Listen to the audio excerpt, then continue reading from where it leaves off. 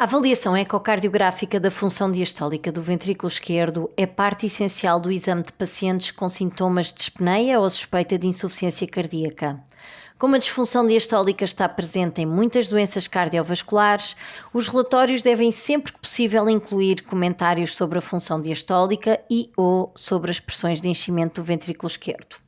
As diretrizes de 2016 da Sociedade Americana de Ecocardiografia e da Associação Europeia de Imagem Cardiovascular simplificaram a abordagem clínica, mas ainda assim os dados incompletos ou parâmetros conflituantes resultam em muitos casos indeterminados. Experiência própria. Desde então surgiram novas informações sobre variáveis ecocardiográficas adicionais, como a deformação e o strain da aurícula esquerda, associadas às pressões de enchimento do ventrículo esquerdo. Os estudos epidemiológicos também mostraram que medidas ecocardiográficas estão ligadas ao desenvolvimento futuro de insuficiência cardíaca.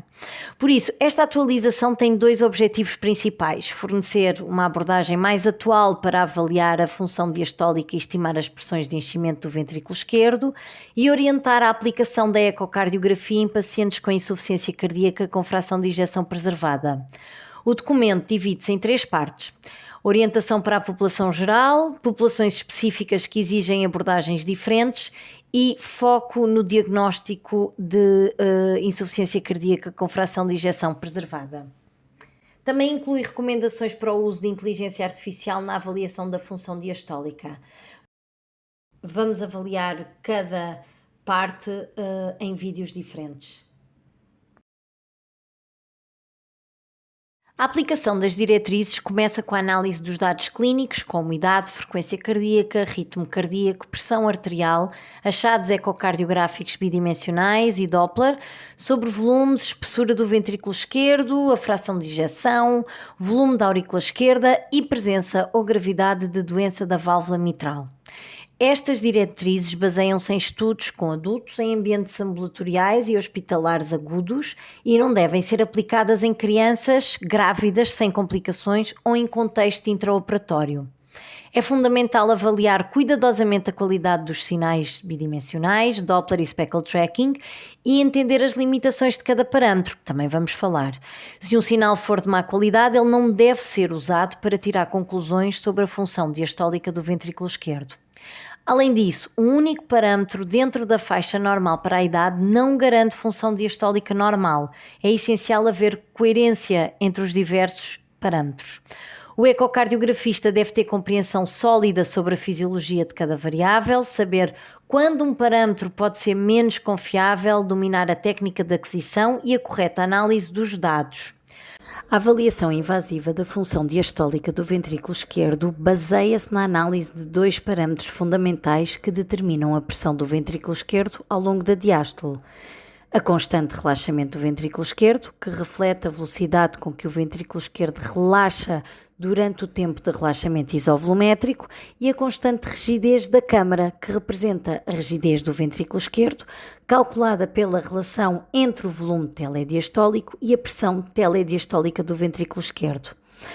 Aqui mostro-vos uma tabela que representa as medidas invasivas que diagnosticam a disfunção diastólica com insuficiência cardíaca com função sistólica preservada, e são o tempo de relaxamento, a constante de relaxamento do ventrículo esquerdo, a tau, a rigidez, a constante rigidez da cavidade ventricular, a pressão média de oclusão da artéria pulmonar em repouso, a pressão telediastólica em repouso do ventrículo esquerdo, a pressão média de oclusão da artéria pulmonar em esforço, a pressão telediastólica do ventrículo esquerdo em esforço e a relação entre a pressão média de oclusão da artéria pulmonar e o débito cardíaco durante o esforço em posição supina. E aqui estão representados os valores a partir dos quais está patológico. O termo pressão de enchimento do ventrículo esquerdo é frequentemente usado e inclui diversas medidas como a pressão média capilar pulmonar, a pressão da aurícula esquerda, a pressão média, a pressão pré-A do ventrículo esquerdo, pressão diastólica média do ventrículo esquerdo e pressão telediastólica do ventrículo esquerdo. Na fase inicial da disfunção diastólica, apenas a pressão telediastólica do ventrículo esquerdo está elevada, enquanto que a pressão média capilar pulmonar e a pressão média da aurícula esquerda permanecem normais. Com taquicardia e aumento de pós-carga ou sobrecarga volémica, a pressão média capilar pulmonar e a pressão média da aurícula esquerda também se elevam, e esta é a base do teste de stress diastólico. Resumindo, os critérios invasivos para o diagnóstico de insuficiência cardíaca com fração de ejeção preservada são a constante relaxamento do ventrículo esquerdo, que deve ser menor que 48 milissegundos, se não aponta para relaxamento comprometido, a constante rigidez do ventrículo esquerdo, que deve ser menor que 0,015, se não indica rigidez aumentada, a pressão capilar pulmonar média em repouso, que deve ser abaixo dos 15 mm de mercúrio, a pressão telediastólica do ventrículo esquerdo em repouso, que deve ser abaixo dos 16 mm de mercúrio, e a pressão dos capilares pulmonares em esforço, que deve ser menor que 25 mm de mercúrio. Ora, as variáveis diastólicas ecocardiográficas mais comuns são a onda E mitral, a relação entre a onda E e a onda A, e a relação entre a onda E mitral e entre a onda E' média calculada pelo Doppler decidular do anel mitral. Sendo que estas variáveis se correlacionam melhor com pressões da aurícula esquerda e a pressão dos capilares pulmonares. As outras variáveis diastólicas ecocardiográficas mais comuns são a onda A mitral, velocidade da onda AR da veia pulmonar, a diferença de tempo da onda AR e da onda A, e o strain da contração da aurícula esquerda, que são variáveis que se correlacionam melhor com pressão telediastólica do ventrículo esquerdo. Importante dizer que a pressão telediastólica do ventrículo esquerdo e a pressão média da aurícula esquerda não são equivalentes. A pressão média da aurícula esquerda elevada geralmente indica a pressão telediastólica do ventrículo esquerdo elevada, mas a pressão telediastólica do ventrículo esquerdo pode estar elevada com uma pressão média da aurícula esquerda ainda normal. Numerosos estudos demonstraram que as medições ecocardiográficas da função diastólica do ventrículo esquerdo variam com a idade, e alguns sugerem que os limites prognósticos podem também depender da idade.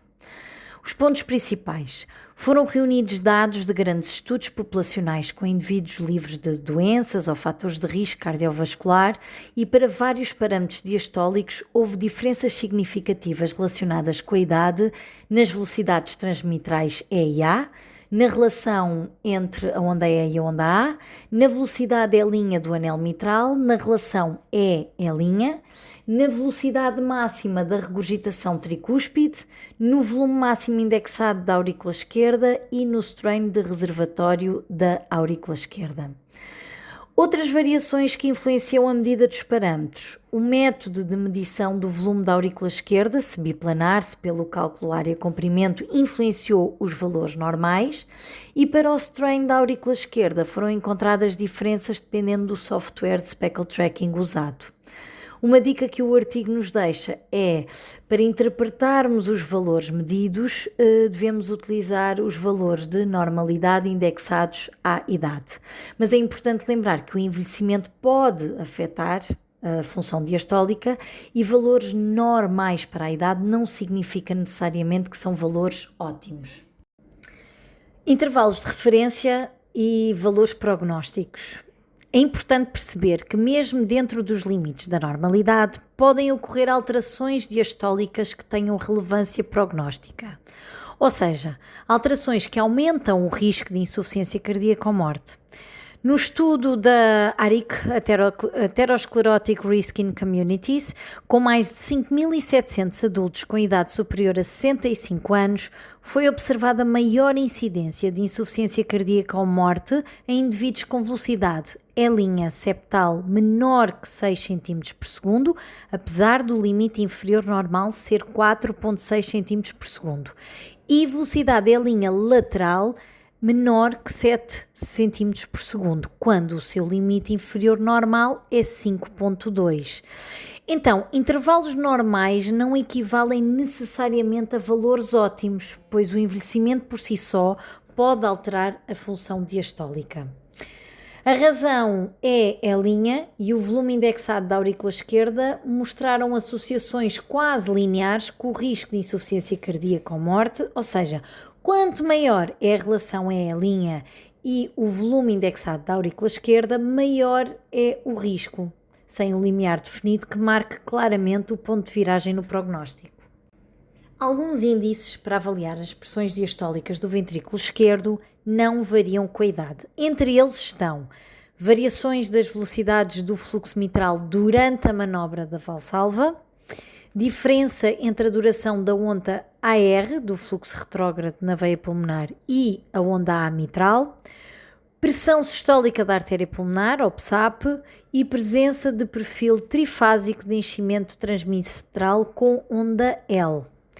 Podem consultar o meu vídeo sobre os parâmetros diastólicos ecocardiográficos, onde explico cada parâmetro, forma de calcular, vantagens e limitações de cada um.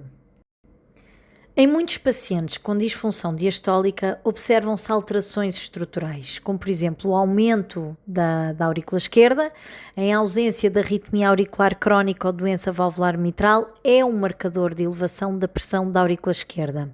Mas é necessário excluir outras causas de aumento da aurícula esquerda, como anemia, transplante cardíaco com técnica biauricular, estados de alto débito ou um paciente atleta. Outras alterações é a hipertrofia patológica do ventrículo esquerdo, que geralmente acompanha com maior rigidez do ventrículo. O aumento do índice da massa do ventrículo esquerdo e do volume da aurícula esquerda são critérios importantes para o diagnóstico de insuficiência cardíaca com fração de ejeção preservada.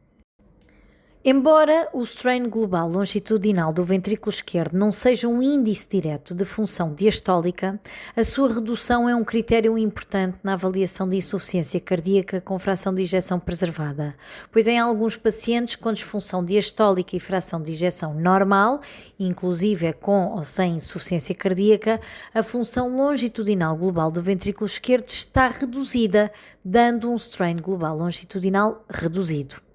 O strain da aurícula esquerda tornou-se um parâmetro promissor para estimar as pressões de enchimento do ventrículo esquerdo e é mais preciso na estimativa da pressão auricular esquerda em pacientes com fração de ejeção reduzida. Dividindo o strain da aurícula esquerda pela relação E', permite-nos calcular um índice de rigidez da aurícula esquerda, que é o método não invasivo com maior precisão para identificar pacientes com insuficiência cardíaca com fração de ejeção preservada e identificar quais dos pacientes têm maior risco de hospitalização por insuficiência cardíaca. Na definição da disfunção diastólica do ventrículo esquerdo pela ecocardiografia transtorácica, é importante ter em conta algumas notas. A função diastólica do ventrículo esquerdo é avaliada com base no relaxamento do ventrículo esquerdo e na rigidez miocárdica. Pacientes com disfunção diastólica podem ter pressões de enchimento normais ou elevadas. Nenhum parâmetro isolado deve quantificar a função diastólica, por isso recomenda-se usar vários índices combinados para diagnosticar disfunção diastólica. Estes índices incluem índices que avaliam o relaxamento ventricular, índices que avaliam o enchimento ventricular e índices funcionais e estruturais. Os índices que avaliam o relaxamento ventricular, o principal é a velocidade da onda E' do anel mitral, que tem valores de referência bem definidos.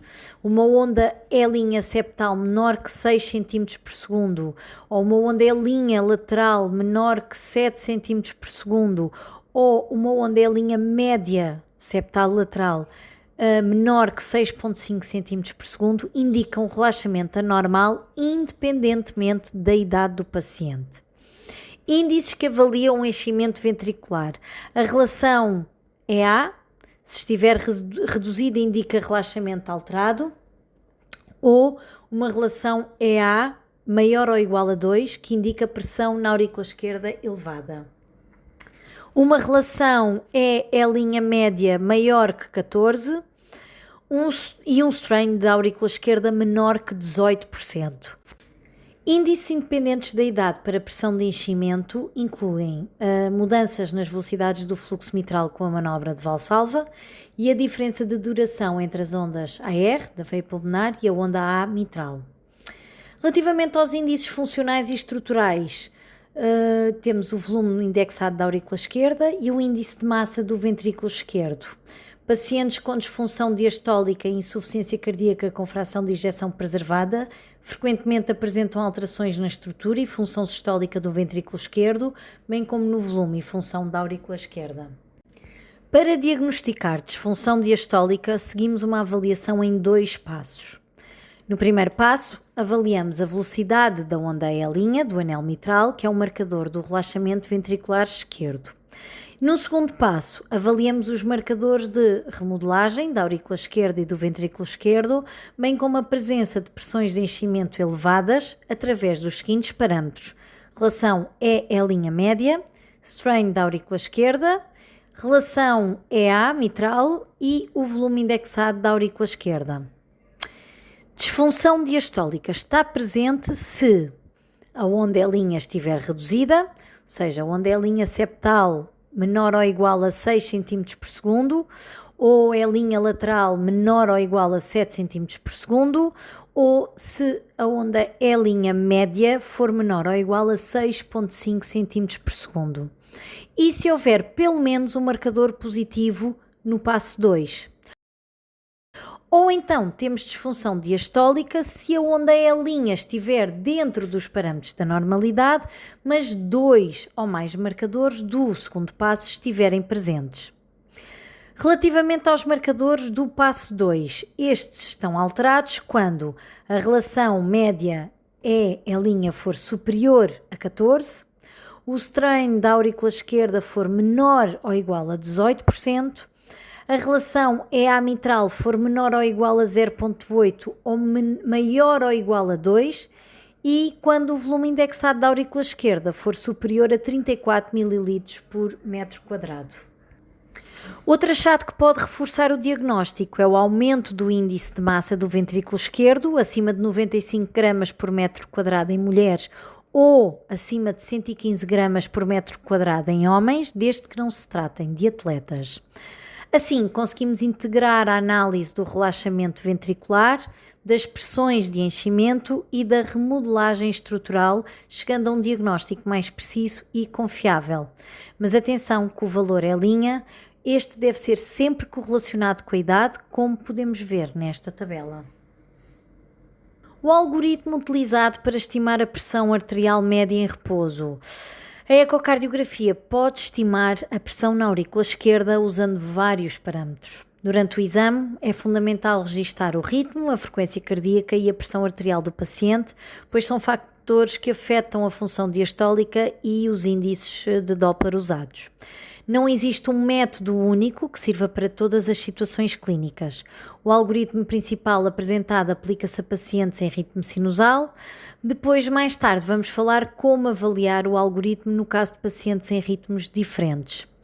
Pontos centrais do algoritmo. O algoritmo começa com 3 variáveis principais: a velocidade da onda E' do anel mitral, a relação E' e a velocidade da regurgitação tricúspide ou cálculo da pressão sistólica da artéria pulmonar, ou PSAP. Se a pressão da aurícula direita puder ser estimada, se precisarem de fazer revisões, vejam a aula de ecocardiografia via subcostal, onde falo da avaliação da veia cava inferior e a sua relação com a pressão na aurícula direita. Então, se a pressão na aurícula direita puder ser estimada, a decisão sobre a pressão da aurícula esquerda deve considerar o valor limitífero da PSAP para 35 mm de mercúrio, estando alterada se estiver igual ou acima deste valor. Se a pressão da aurícula esquerda não puder ser estimada, usa-se apenas a velocidade do jato da regurgitação tricúspide, considerando elevada a pressão da aurícula esquerda se a velocidade do jato da regurgitação for maior ou igual a 280 cm por segundo, claro, na ausência de doença pulmonar. Para medir corretamente o jato da regurgitação tricúspide, recomenda-se obtê-lo em várias janelas ecocardiográficas e, se necessário, usar contraste, pode ser soro agitado, para o envelope do fluxo de Doppler estar bem definido e com o menor número de artefactos possível. Função diastólica normal é quando os 3 parâmetros estão normais, consideramos que o paciente tem pressão normal na aurícula esquerda e normal função diastólica. Disfunção diastólica, consideramos, sendo a onda E' calculada pelo Doppler TDI altamente sensível para o diagnóstico de disfunção diastólica, se apenas este valor estiver reduzido, está presente algum grau de disfunção diastólica. O próximo passo é quantificar esse grau. Então, quando a onda E' estiver reduzida, juntamente com uma relação entre a onda EA menor ou igual a 0,8 e um E' e PSAP normais, estamos perante disfunção diastólica ligeira ou do tipo alteração do relaxamento. Se a relação entre a onda E e onda A mitral for maior que 0,8, temos que fazer mais investigação, pois o padrão normal do fluxo transmitral é muito semelhante ao padrão de disfunção diastólica moderada. Então, nestes casos, devemos calcular o fluxo da veia pulmonar, o strain da aurícula esquerda ou o volume indexado da aurícula esquerda e, como alternativa, o tempo de relaxamento isovolumétrico, como está descrito aqui no quadro a roxo. Caso estes parâmetros não estejam presentes ou não seja possível calculá-los, temos que utilizar métodos alternativos e vou falar deles mais tarde. Se mais do que um destes 3 parâmetros estiver alterado, relação SD do fluxo venoso menor ou igual a 0,67 ou strain da aurícula esquerda menor ou igual a 18%, é alta especificidade, mas sensibilidade limitada em pacientes com fração de ejeção normal. Ou volume indexado da aurícula esquerda maior que 34 ml por metro quadrado ou um TRIV menor ou igual a 70 milissegundos são indicativos de pressão elevada na aurícula esquerda. Se os 3 parâmetros principais, E' reduzido, relação E' aumentado e PSAP maior ou igual a 35 mm de mercúrio ou velocidade de regurgitação tricúspide maior ou igual a 280 cm por segundo estiverem alterados, ou se um dos parâmetros secundários estiver alterado juntamente com o E' reduzido, considera-se que o paciente tem pressão da aurícula esquerda elevada, como aqui no quadro a vermelho. A partir daí, a classificação da função diastólica depende da relação EA. Uma relação EA menor que 2 indica disfunção diastólica grau 2. Uma relação EA maior ou igual a 2 indica uma disfunção diastólica do grau 3. Observações importantes. O volume da aurícula esquerda tem limitações, pode estar aumentado por causas que não refletem diretamente aumento crónico da pressão da aurícula esquerda, como no caso de pacientes com anemia, arritmias, atletas, por exemplo. Por isso, o algoritmo atual inclui o volume da aurícula esquerda indexado apenas como parâmetro complementar. Se mesmo com variáveis adicionais a pressão da aurícula esquerda não for elevada, mas o paciente apresentar sintomas, recomenda-se realizar uma ecocardiografia de esforço diastólica para aumentar a sensibilidade na detecção de insuficiência cardíaca com fração de ejeção preservada. Resumindo rapidamente os achados-chave: combinação da onda E', relação E' e PSAP, ou velocidade da regurgitação tricúspide, são os índices principais para diagnosticar a pressão da aurícula esquerda elevada. Índices adicionais, como o strain da aurícula esquerda, o fluxo venoso pulmonar, volume indexado da aurícula esquerda e o TRIV, refinam a avaliação. A classificação ou quantificação da disfunção diastólica baseia-se mais na relação entre a onda E e a onda A. E em pacientes sintomáticos com índices a apontar para uma pressão da aurícula esquerda dentro da normalidade em repouso, deve ser aconselhado no relatório a realização de um eco de esforço para ajudar a diagnosticar insuficiência cardíaca com fração de ejeção preservada. Os parâmetros suplementares podem ser utilizados quando os três parâmetros principais, E', relação E', e PSAP, a velocidade máxima da regurgitação tricúspide, não estão disponíveis ou são inconclusivos. E quais são eles? Começamos por falar sobre a velocidade diastólica final da regurgitação pulmonar. Uma velocidade telediastólica maior ou igual a 200 cm por segundo ou pressão diastólica da artéria pulmonar maior ou igual a 16 mm de mercúrio sugerem pressão da aurícula esquerda elevada, claro, desde que não haja doença pulmonar. O uso de agentes de contraste ultrassonográficos ajuda a obter uma curva de Doppler mais bem definida e podem e devem ser utilizados. A velocidade da onda L do fluxo mitral é uma velocidade mesodiastólica após a onda E mitral. Pode ser vista em jovens saudáveis com bradicárdia, uma onda L menor que 40 cm por segundo, e em casos de relaxamento miocárdico alterado e aumento das pressões de enchimento, onde surge uma onda L maior ou igual a 50 cm por segundo. Término prematuro do fluxo mitral antes do QRS com regurgitação mitral diastólica. Este parâmetro ocorre quando há fluxo retrógrado do ventrículo esquerdo para a aurícula esquerda durante a diástole, ou seja, uma fase em que a válvula mitral ainda devia estar aberta. Isto indica aumento de pressão diastólica, telediastólica do ventrículo esquerdo, e nestes casos é preciso descartar bloqueio auriculoventricular avançado, de alto grau, flutter ou fibrilhação auricular organizada, antes de referir que a regurgitação mitral diastólica está presente por pressões elevadas. A velocidade da onda AR na veia pulmonar.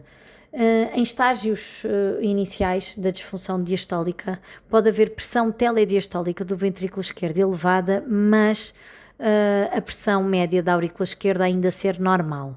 Esta dinâmica, esta fase, pode ser identificada se a velocidade da onda AR for alta, maior que 35 cm por segundo, e a diferença entre a duração da onda AR do fluxo venoso e da onda A mitral for maior que 30 milissegundos. Por fim, as alterações do fluxo mitral com a manobra de Valsalva, havendo uma redução maior ou igual a 50% da relação entre a onda E e a onda A durante a Valsalva, é altamente específica para pressão da aurícula esquerda elevada. Uma nota importante em pacientes sintomáticos com disfunção diastólica de grau 1, ligeira, a avaliação não deve parar no algoritmo de repouso. É indicado realizar a ecocardiografia de esforço, como eu já disse, para melhorar a sensibilidade na identificação de insuficiência cardíaca com fração de ejeção preservada. Relativamente aos relatórios, o que é que deve vir sobre função diastólica? Todos os relatórios ecocardiográficos devem incluir a classificação da função diastólica. Ponto número 1. Normal, anormal, sendo anormal especificar o grau. Grau 1, disfunção diastólica ligeira, relaxamento alterado, pressão da aurícula esquerda, normal. Grau 2, aumento ligeiro a moderado da pressão da aurícula esquerda. Grau 3, aumento importante da pressão na aurícula esquerda. Se não for possível determinar o grau de disfunção diastólica, deve-se indicar no relatório se a pressão de enchimento do ventrículo esquerdo está normal ou elevada, tendo em conta os parâmetros calculados. Quando houver apenas aumento isolado da pressão telediastólica do ventrículo esquerdo, isso também deve ser relatado, pois indica risco de elevação da pressão da aurícula esquerda média durante o esforço, aumento da frequência cardíaca ou da pós-carga. É importante comparar com os estudos anteriores, mencionando no relatório qualquer alteração na classificação da função diastólica em relação aos exames anteriores. Medições que devem constar no relatório: velocidades de enchimento mitral, ondas E e A, velocidade E' do anel mitral, velocidade do pico da regurgitação tricúspide, relação entre a onda E e a onda A e o valor médio da relação E', quando possível obter o E' dos dois lados. Outras medições a serem incluídas se usadas para definir as conclusões: o strain da aurícula esquerda, se presente no laboratório, relação sistólica-diastólica do fluxo da veia pulmonar, a relação SD, ou fração de enchimento sistólica, que expliquei no outro vídeo. Duração da onda A do fluxo mitral, duração da onda AR do fluxo da veia pulmonar e tempo de relaxamento isovolumétrico. A aplicação da inteligência artificial na função diastólica. Avaliar a função diastólica é uma coisa complexa.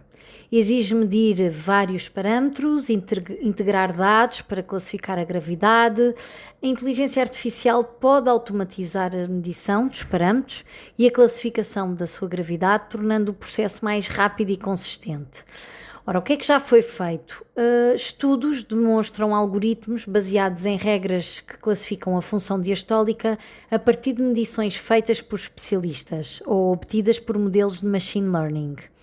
Alguns estudos usaram dados de quase 100 mil ecocardiogramas emparelhados com eletrocardiogramas, mostrando que até sinais do eletrocardiograma podem ter boa precisão para identificar os 3 graus de disfunção diastólica, com valor prognóstico semelhante ao ecocardiograma. Existem 2 abordagens testadas.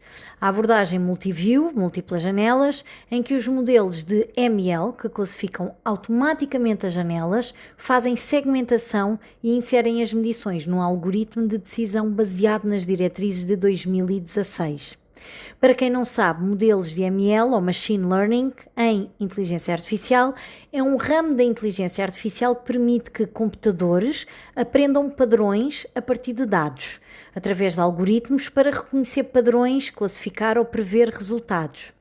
Ora, no contexto da ecocardiografia, quando falamos de Machine Learning, referimos-nos a modelos capazes de reconhecimento automático de imagens, quantificação automática, auxílio no diagnóstico, com a detecção de padrões subtis de disfunção miocárdica ou identificação das próprias doenças, prognóstico e suporte à decisão clínica com modelos que integram dados ecocardiográficos, mais clínicos, mais laboratoriais, para prever o risco de eventos, insuficiência cardíaca, morte súbita e hospitalização.